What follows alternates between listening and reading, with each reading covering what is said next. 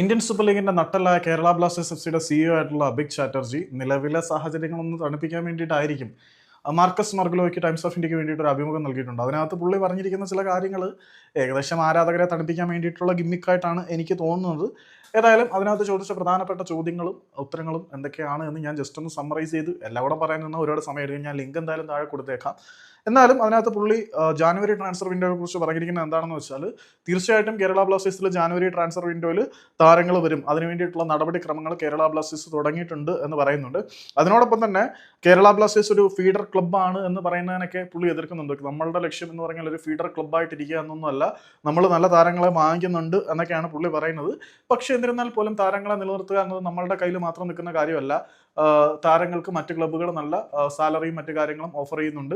ഇതിനിടയ്ക്ക് കേരള ബ്ലാസ്റ്റേഴ്സിനെ കുറിച്ച് വരുന്ന മറ്റൊരു ആരോപണമാണ് വലിയ ട്രാൻസ്ഫർ ഫീസ് വാങ്ങിച്ച് താരങ്ങളെ കേരള ബ്ലാസ്റ്റേഴ്സ് മറിച്ച് വിൽക്കുന്നുണ്ട് എന്ന്. അതിനെ പുള്ളി എതിർക്കുന്നൊന്നുമല്ല. നമ്പേഴ്സ് ക്ലിയർ ആയിട്ട് വരുമ്പോൾ, അതായത് മറ്റ് ക്ലബ്ബുകൾ ഓഫർ ചെയ്യുന്ന ട്രാൻസ്ഫർ ഫീസ് നല്ല വലിയ എമൗണ്ട് ആണെങ്കിൽ സ്വാഭാവികമായിട്ടും കേരള ബ്ലാസ്റ്റേഴ്സ് താരങ്ങളെ വിറ്റഴിക്കും. അതിനോടൊപ്പം മറ്റൊരു ന്യായീകരണം കൂടി പുള്ളി പറഞ്ഞു വെക്കുന്നുണ്ട്. അതിനെല്ലാം ഉപരിയായിട്ട് താരങ്ങളുടെ ഇൻട്രസ്റ്റിനെ നമ്മൾ കണക്കിലെടുക്കുന്നുണ്ട്.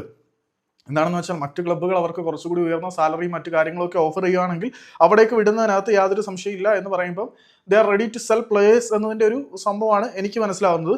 പിന്നെ ഈ ഒരു ക്യാഷ് മറ്റ് ക്ലബ്ബുകൾ ഒരുപാട് കൊടുക്കുന്നതുകൊണ്ട് നമുക്ക് എല്ലാവരെയും പിടിച്ചു നിർത്തുന്നതിനകത്ത് പ്രശ്നങ്ങളുണ്ട് എന്ന് പറയുന്നുണ്ട്.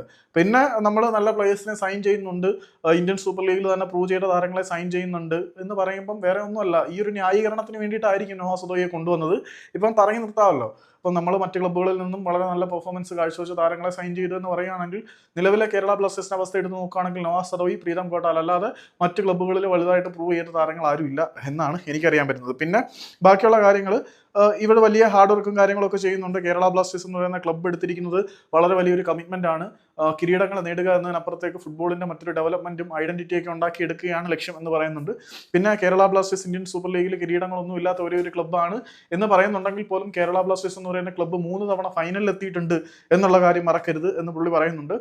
പിന്നെ കേരള ബ്ലാസ്റ്റേഴ്സ് താരങ്ങളുടെ ഡെവലപ്മെന്റിൽ നല്ല എഫേർട്ടും കാര്യങ്ങളൊക്കെ എടുക്കുന്നുണ്ട്. അതിനകത്ത് മാത്രമല്ല, നമ്മൾ പ്ലേയേഴ്സിനെ വാങ്ങിക്കുന്നുണ്ട്. ട്രാൻസ്ഫർ പോളിസീസ് ഒക്കെ നല്ല രീതിയിലാണ് പൊയ്ക്കൊണ്ടിരിക്കുന്നത്. താരങ്ങളെ കണ്ടെത്തി പർച്ചേസ് ചെയ്യുന്ന കാര്യങ്ങൾ കരോലിസ് കിങ്സും അദ്ദേഹത്തിന്റെ ടീമും നന്നായിട്ട് നടത്തുന്നുണ്ട് എന്നാണ് പറയുന്നത്. പിന്നെ കേരള ബ്ലാസ്റ്റേഴ്സ് എന്ന് പറയുന്ന ക്ലബിന് ഒരു കോറുണ്ട്, ഒരു ഫൗണ്ടേഷൻ ഉണ്ട്. ലോക്കൽ ടാലൻസിനെ നർച്ചർ ചെയ്യുന്നതിനകത്ത് വളരെ വലിയ എഫേർട്ട് ഇടുന്നുണ്ട് എന്നൊക്കെ പറയുന്നുണ്ട്. ഉണ്ടായിരിക്കാം, പക്ഷേ കേരള ബ്ലാസ്റ്റേഴ്സ് എന്ന് പറയുന്ന ക്ലബ്ബ് ലോക്കൽ ടാലൻസിനെ വളർത്തുന്നതിനെക്കാട്ടി ഇന്ത്യയിൽ ഒരുപാട് ക്ലബ്ബുകൾ ലോക്കൽ ടാലൻസിനെ വളർത്തിയെടുക്കുന്നുണ്ട് എന്നുള്ളത് സത്യമാണ്. അതുകൊണ്ട് ആ ക്രെഡിറ്റ് അങ്ങനെ മൊത്തത്തിൽ എടുക്കുന്നത് ശരിയല്ല എന്നാണ് പറയുന്നത്. പിന്നെ നമുക്ക് ട്രോഫി എടുക്കാൻ പറ്റിയില്ലെങ്കിലും 3 സീസൺ ഫൈനൽ വന്നിട്ടുണ്ട്. പിന്നെ എന്താണ്, നമ്മൾ ഈ ആരാധകരുടെയും മാനേജ്മെന്റിന്റെയും എല്ലാവരുടെയും സംതൃപ്തിക്കും സന്തോഷത്തിനും വേണ്ടിയിട്ടുള്ള തീരുമാനങ്ങളാണ് എടുക്കുന്നത്. ആരാധകരെ കൺസിഡർ ചെയ്യുന്നുണ്ട് എന്നൊക്കെയാണ് പറയുന്നത്.